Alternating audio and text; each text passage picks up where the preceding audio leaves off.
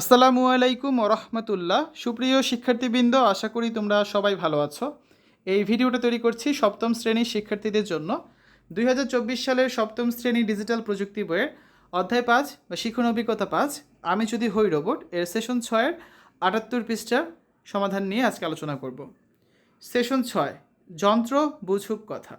আগের সেশনে আমরা নিজেদের সমস্যার সমাধান নিয়ে প্রবাহচিত্র তৈরি করেছি, তবে কোনো যন্ত্রকে সরাসরি আসলে প্রবাহচিত্র ধরিয়ে দেওয়া হয় না।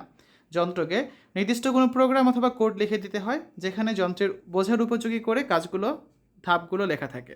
এই যে যন্ত্রের বোঝার জন্য নির্দিষ্ট প্রোগ্রাম বা কোড আমরা তৈরি করব, সেটি প্রবাহচিত্র অনুসরণ করেই করব। তবে চাইলে সরাসরি অ্যালগোরিদম থেকেও কোড তৈরি করা সম্ভব। কিন্তু যন্ত্র আমাদের নির্দেশ বোঝে কীভাবে? প্রথমত, একটি যন্ত্র, সেটা কম্পিউটার হোক বা রোবট হোক, আসলে সরাসরি আমাদের মুখের ভাষায় বুঝতে পারে না। সেটি ইংরেজি, বাংলা ইত্যাদি যে ভাষাতেই হোক না কেন, যন্ত্র শুধু বুঝে 0 আর 1 এই দুটি সংখ্যা। এই দুটিকে সংখ্যাকে বলা হয় বাইনারি ডিজিট। সুডোকোড জিনিসটা কি? সুডো মানে হচ্ছে অনুরূপ বা ছদ্ম। মূলত সুডোকোড হচ্ছে অ্যালগোরিদমকে মানুষের বোঝার উপযোগী ভাষায় এমনভাবে সংকেত বা কোড আকারে প্রকাশ করা, যেটি থেকে সহজেই যে কোনো প্রোগ্রামিং ভাষায় পুরো নির্দেশমালাকে রূপান্তর করা যাবে। তবে খেয়াল রাখতে হবে, সুডোকোড কিন্তু সত্যিকারে একটি প্রোগ্রাম নয়। তাই কোনো প্রোগ্রামিং ভাষায় না লিখে শুধু সুডোকোড লিখে দিলে যন্ত্র সেটি বুঝতে পারবে না। সুডোকোডে বর্ণিত তথ্য যে কোনো সময় যে কোনো প্রোগ্রামিং ভাষা দিয়ে বাস্তবায়ন করা যায়, এটাই হচ্ছে সবচেয়ে বড় সুবিধা। এখানে দেখো, তোমরা যে কাজটা করেছিলে আগুন নিভানোর ফাংশন, সেটা হতে পারে কেমন?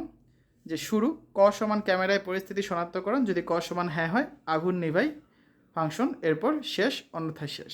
তাহলে কত সহজ একটা সুডো কোড দিয়ে আমরা পুরো কাজটি দেখিয়ে দিলাম।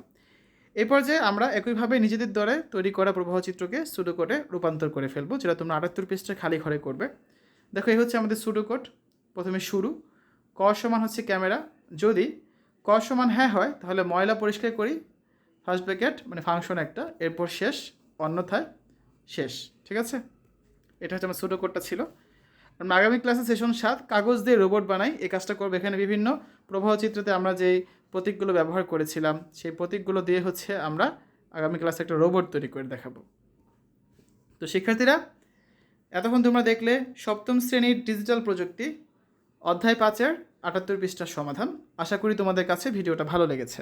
পরবর্তী পর্বগুলো দেখার আমন্ত্রণ জানিয়ে আজ এখানে বিদায় নিচ্ছি। আল্লাহ হাফেজ।